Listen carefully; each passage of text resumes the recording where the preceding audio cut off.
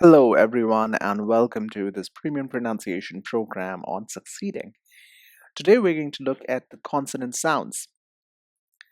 Now, the first thing that we want to do here is look at the types of consonant sounds. Now, we have already looked at what is a consonant sound in our previous video. Let's look at what are the types of consonant sounds. Now, consonant sounds are of two types, voiced and voiceless. Voiced sounds create a resonant sound or vibration in the throat. Voiceless sounds are aspirated sounds and create minimal vibration in the throat. Now, let me ask you to do an activity here. Place your fingers on your throat and say S. Now, make the sound of a fast paced motorbike. Z. Did you notice that you did not feel any vibration while making the sound, but you did feel the vibration in your vocal cords while making the Z sound? This is because the sound is a voiceless consonant sound and the Z is a voiced consonant sound. So this is the chart for both unvoiced and voiced consonants. So like we discussed that unvoiced consonants do not create any vibration in throat or create minimal vibration in the throat, whereas voiced consonants do create a tangible vibration in our throat. So let's just have a quick look. You have the f sound in fat. So the f sound is an unvoiced consonant. You have the v sound as in vat. So the v sound is a voiced consonant. You have the k sound in come. So k is an unvoiced consonant. And the g sound in gum. So g is a voiced consonant. You have the p sound in pit, so it's an unvoiced sound, p. You have the b sound in bit, so b is a voiced consonant. You have the s sound in sip, so s is an unvoiced consonant, and the z sound in zip, so that means z is a voiced consonant. T sound in ton, so t is an unvoiced consonant. D sound in done, d is therefore a voiced consonant. Ch sound in chin, so ch is also an unvoiced consonant. J sound in jin, so j is a voiced consonant. Th sound in thick, so th is an unvoiced consonant, and the as in this, so the is a voiced consonant. Sh as in pressure, so sh is an unvoiced consonant, and j sound in pleasure, so j is a voiced consonant.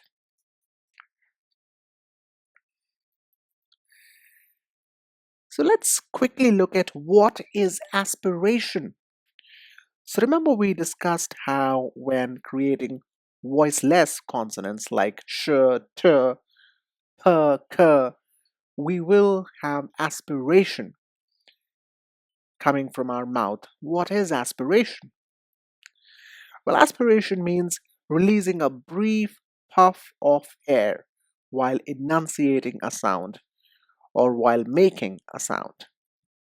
Some words that begin with an aspirated sound are pill, till, kill. I want you to do an activity here. You can hold a piece of paper loosely in front of your mouth and watch these words cause the paper to flutter. So when you say pill, till, kill, and the paper flutters a little bit, that means you are doing it correctly. You are pronouncing the words correctly. And if you don't want to hold a piece of paper in front of your mouth, you can just uh, hold your fingers in front of your mouth and you can just release these sounds and If you still feel a puff of air coming out from your mouth, you are pronouncing these words correctly. Okay, so a tongue twister for practicing aspiration that you can try is Mr. Tongue Twister tried to train his tongue to twist and turn and twit on tat to learn the letter T. Now, I know tongue twisters are pretty funny, but they are an excellent way to practice pronunciation. And you might just want to practice this one to get your aspiration in control. Now, the first sound that we're going to look at, the first set of sounds that we're going to look at are the b and p sounds, or the sounds in bit and pit. Now, this picture that you see right here, this is the positioning of mouth creating the b and the p sound. Now let's look at this positioning of mouth in detail. So the consonant sounds in bat and pat, so that means both the b and p sounds are made by putting our lips together and then opening them to release a small puff of air. You can see this is the upper lip, this is the lower lip, and both have to come together in order to release the b and the p sound. Now, if we make these sounds the same way, then what is the difference between them? The difference is not what we do with our mouths, but what we do with our voice. When we make a p sound, we do not use our voice. The sound is quiet. Put your hand on your throat and make the sound p. You should not feel any movement in your throat. However, when we make the b sound, we do use our voice. Put your hand on your throat and make the b sound. Can you feel the vibrations? Great. Now, the b or p sounds in bit and pit. Another way to help you learn the difference between these two sounds is that p, which is the voiceless sound, makes a bigger puff of air. Put your hand in front of your mouth and make the p sound. Do you feel the big puff of air? Now put your hand in front of your mouth again and make the b sound, the voiced sound. Do you feel only a little puff of air? Good. Now here is a small comic picture to practice the p and the b sound. So you can repeat after me. Peter Piper picked a peck of pickled peppers. And, well, this guy right here, he has another tongue twister, and this one is for the b sound. So repeat after me. Billy Baldwin bagged a bunch of bacon burgers. Of course, this guy says that he liked the old version, that is the Peter Piper version, better, but I leave it to you to decide which one you prefer more. But both these tongue twisters are very good for practicing the b and p sounds. Of course, you will see more tongue twisters for practice in this particular video as we move further, but I encourage you to find more tongue twisters online. They're a great way to master the various sounds that you will learn in this module. Now we look at the d and the t sounds, or the sounds in did and ted. And again, this picture right here shows to us what has to be the positioning of our mouth while releasing these two sounds. So the consonant sounds in did and ted, or the d and the t sounds, are both made by putting our tongue right behind our top teeth and then moving it to release a small puff of air. So, well, you can see right here, our tongue right behind our top teeth. So our tongue is right behind our top teeth and then moving it to release a small puff of air. This part of the mouth is also known as the alveolar ridge. You can call it back of the upper teeth as well, or the gum ridge, whatever suits you the most. But the tongue has to be right behind it, right behind our top teeth, and then move it to release a small puff of air. And that's how you pronounce both the t and the d sound.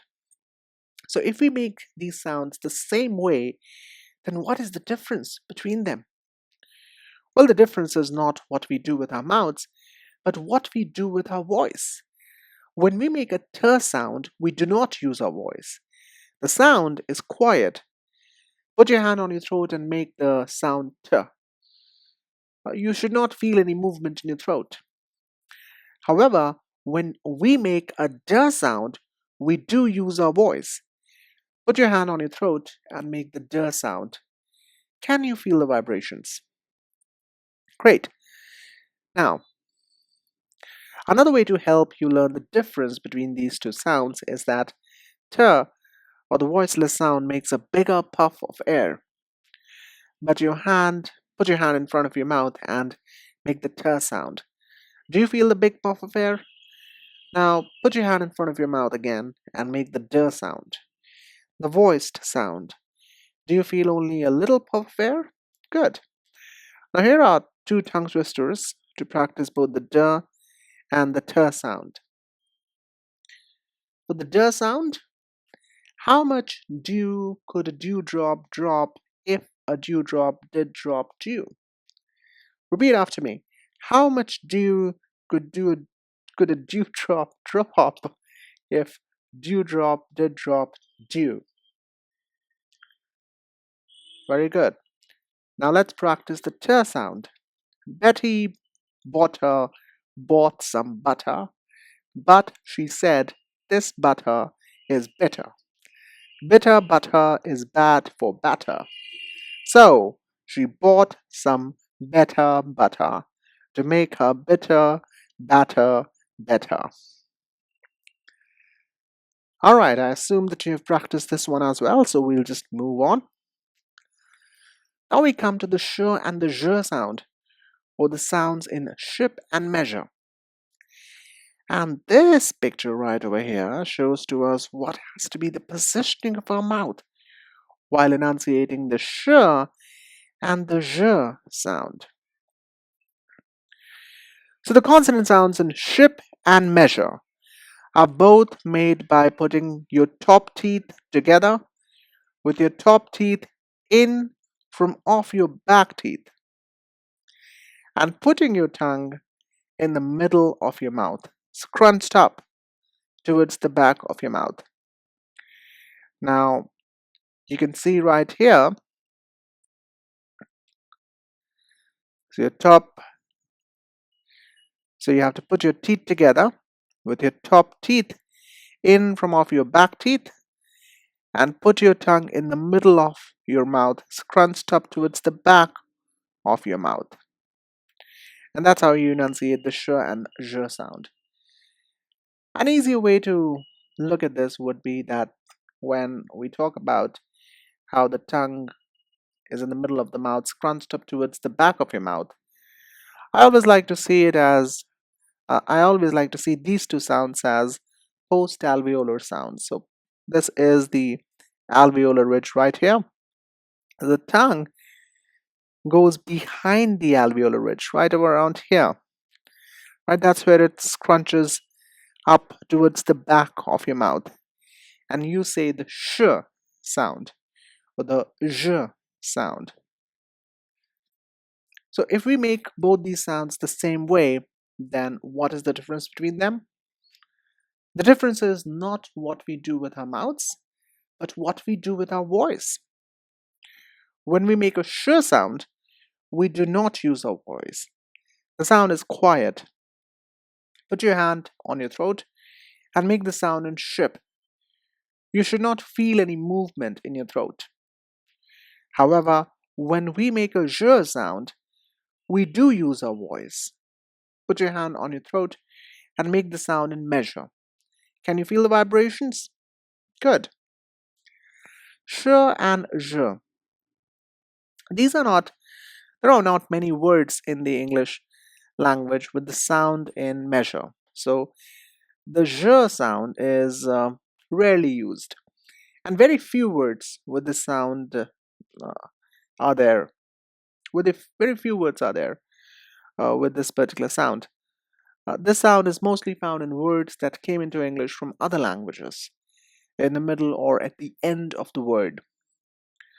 So right here we have a picture which has a few words from both these sounds.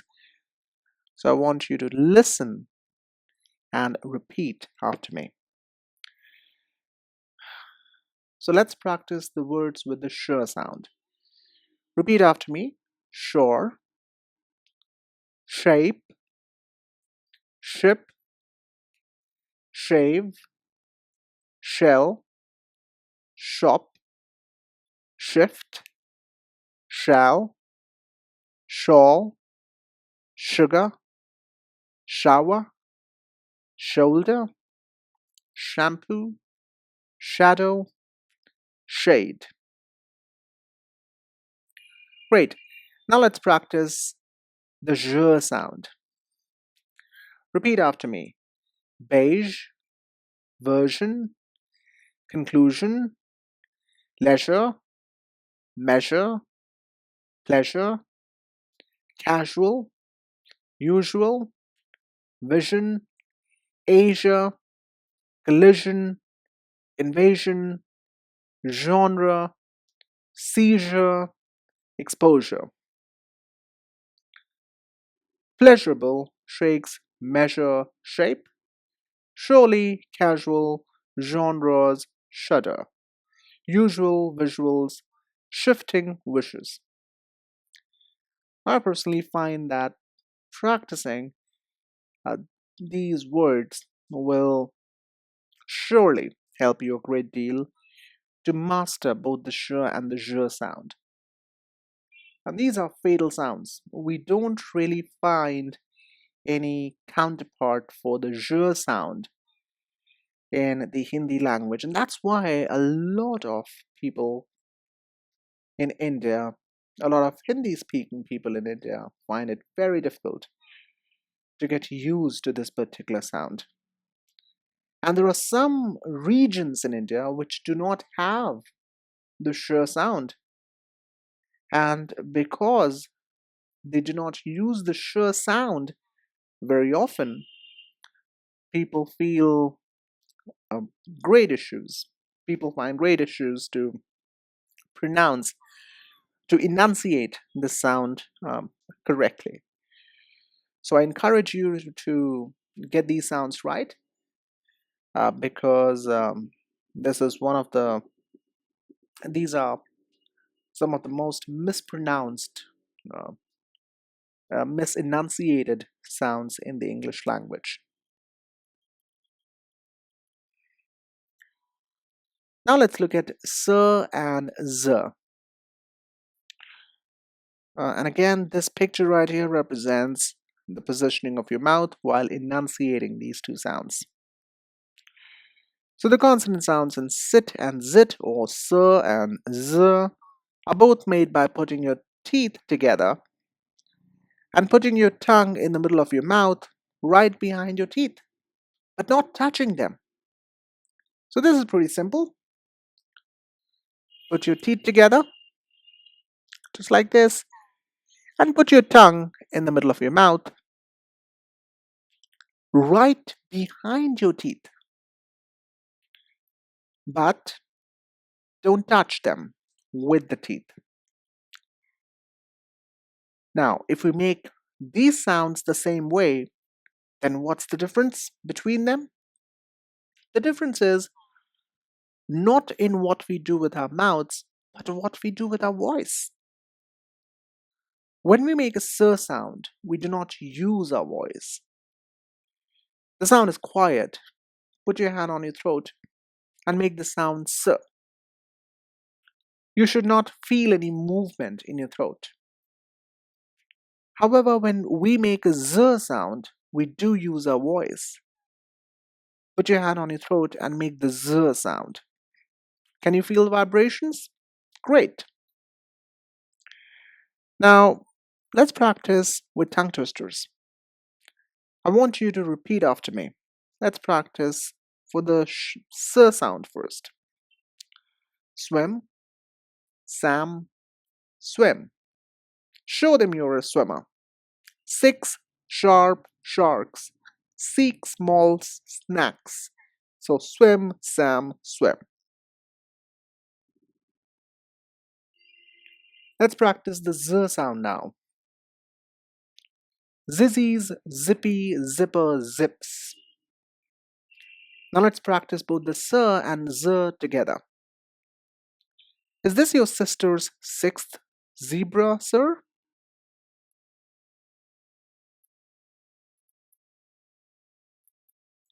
Now let's look at the g and the k sound, or the sounds in git and kit. This is the positioning of our mouth when enunciating the g and the k sound. The consonant sounds in git and kit are both made by putting the back of our tongue, this is the back of our tongue right here, up against the roof on the back of our mouths to release a small puff of air. Now, g and k are back of the tongue sounds. So the back of your tongue goes up against the roof of your mouth to release a small puff of air, and that's your g and k sounds. So if we make these sounds the same way, then what's the difference between them? The difference is not what we do with our mouths, but what we do with our voice. When we make a k sound, we do not use our voice. The sound is quiet. Put your hand on your throat and make the sound k. You should not feel any movement in your throat. However, when we make a g sound, we do use our voice. Put your hand on your throat and make the g sound. Can you feel the vibrations? Good. Another way to help you learn the difference between these two sounds is that k, or the voiceless sound, makes a bigger puff of air. Put your hand in front of your mouth and make the k sound. Do you feel the big puff of air? Put your hand in front of your mouth again and make the g sound, the voiced sound. Do you feel only a little puff of air? Good. Now let's practice with some tongue twisters. Let's practice the k sound first. Kiss her quick, kiss her quicker, kiss her quickest. Now let's practice the g sound. Green glass globes glow greenly. Let's now practice the g and the k sounds. Keenly cleaning copper kettles. Keenly cleaning copper kettles. Keenly cleaning copper kettles.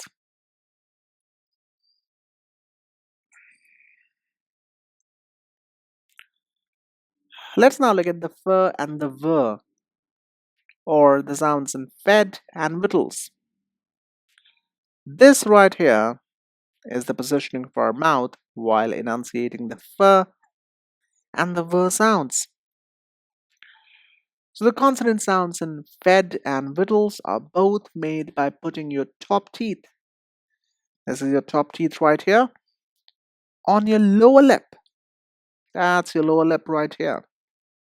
And blowing air through your teeth. So you're literally biting your lower lip with your upper teeth. Now, if we make these sounds the same way, then what is the difference between them? The difference is not in what we do with our mouths, but what we do with our voice. When we make a f sound, we do not use our voice. The sound is quiet. Put your hand on your throat and make the sound f. You should not feel any movement in your throat. However, when we make a v sound, we do use our voice. Put your hand on your throat and make the v sound. Can you feel the vibrations? Great. Now, Let's practice the f and v sounds with some tongue twisters. Repeat after me. Vincent vowed vengeance very vehemently. Vivian believes violent violet pucks have very big value. Vern Vanbebe vowed to buy his beauty Vivica a Victorian home on Value Avenue. And now let's practice the first sound. A flea and a fly flew up in a flue. Said the flea, let us fly. Said the fly, let us flee. So they flew through a flaw in the flue.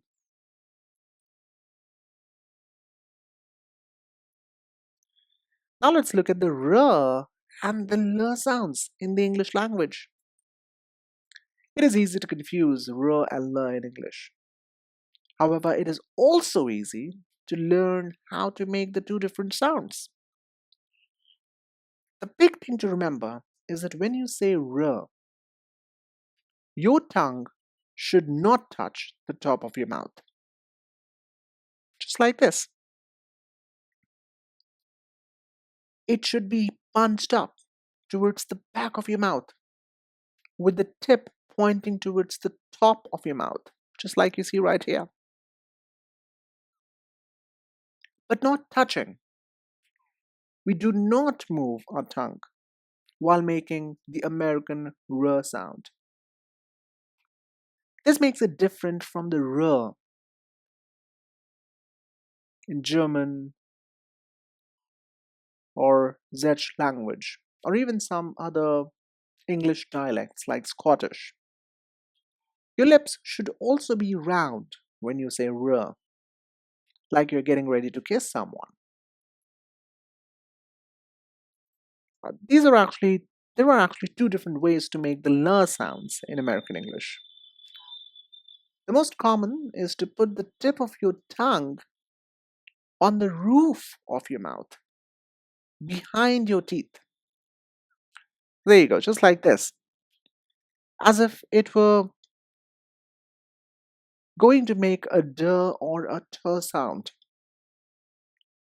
As you make that sound, the air comes out from the sides of your tongue. The second way to make l is used after some vowels, like in the words call, foal, toll, and walk. And this sound is made back in your mouth by putting the back of your r tongue, by putting the back of your tongue close to the back of your mouth so that there is only a small opening for air. R sounds after a vowel change the sound of the vowel too. This is called r colorization. Let's practice a tongue twister with the r sound.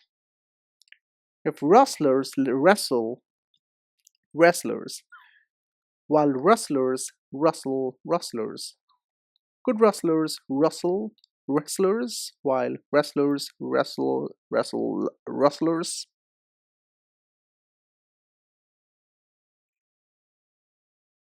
Now, with this particular tongue twister, we have covered both the r and the l sound. Let's look at the w sound, or the sound in wit. Now, w is an interesting sound because you need to do two different things with your mouth. First of all, you need to make lips round, as if you're going to kiss someone. Next, you need to put the back of your tongue close to the roof of your mouth, almost as if you're going to say g. But don't touch the top of your mouth. You must do both of these things at the same time. Use a voice. W is a voiced sound.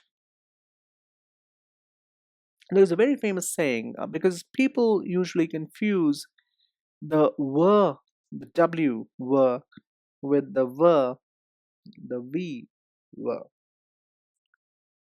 A lot of so one of the things people say is that when you enunciate the V sound, open your mouth like a fish's mouth,